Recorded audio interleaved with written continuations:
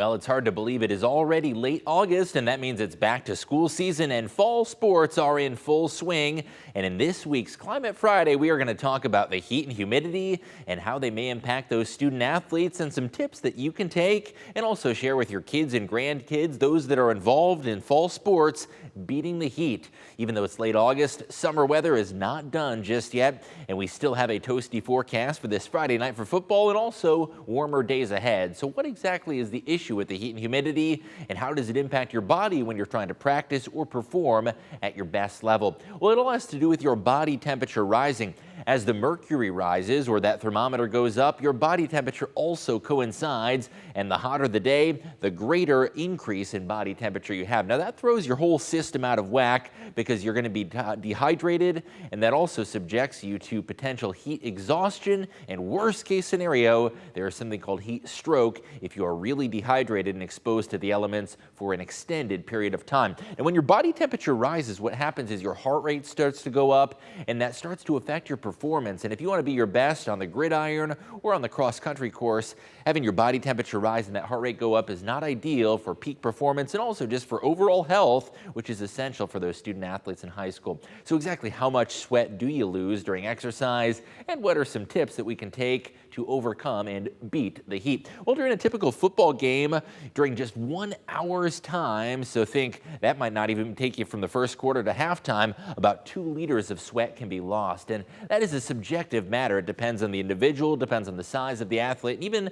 the position that they play. But on average, in just an hour's time, you're losing about 2 liters of water, and you're not going to replace all of that, but hydration is especially important if you are losing more water on a hot and humid day. Now, interestingly, linemen are the football position that typically sweat the most and lose the most water weight due to that sweat during the hot and humid weather conditions, oh so common during the early season games.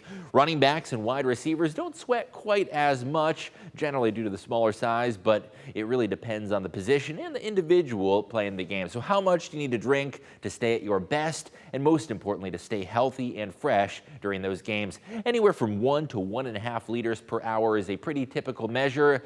And how does that equate to ounces and bottles? Well, about 3 to 4 of those plastic water bottles takes you to 1 to 1.5 liters, and that is a general guideline to drink hourly. Now make sure you're drinking not only before the game, not only during the game, but throughout. So even the third and the fourth quarter, hydration needs to keep on up. If a football game is 3 hours long, you might need to multiply this by 3 to encompass the whole game.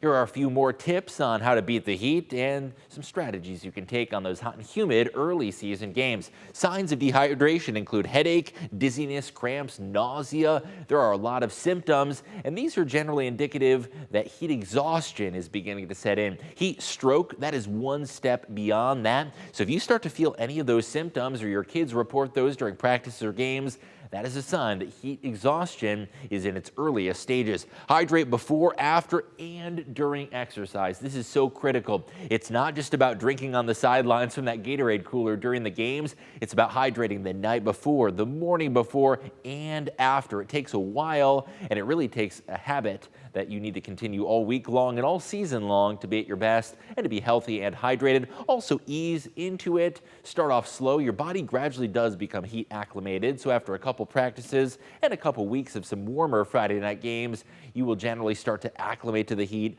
and require a little less in terms of fluids.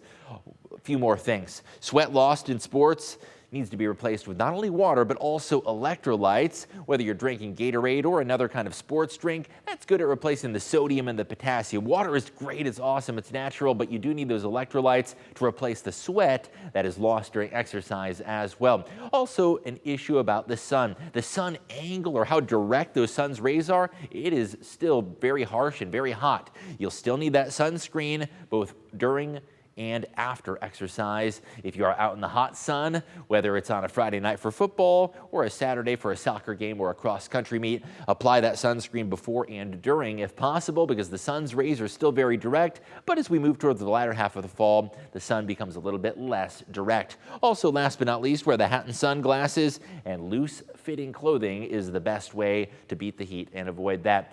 Last but not least, hydration. Drink before you are thirsty. Often by the time you're thirsty, it's already too late and heat exhaustion is beginning to set in. So be preemptive. An ounce of prevention is worth a pound of cure. Drink that water or that sports drink before you even get thirsty in the first place. All week long, this is an affair that is going to take you a whole season to maintain your hydration and maintain your health. Not just one day, not just one game, but make sure you're hydrating all season long. And we want to avoid heat exhaustion, of course, by preemptively drinking that water and staying hydrated.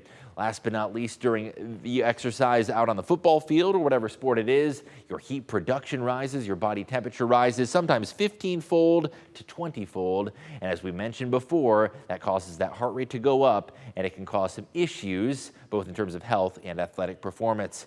We'll have more tips on how to beat the heat and also other climate and weather-related information in next week's Climate Friday. Thanks for tuning in on how to beat the heat in fall sports this week.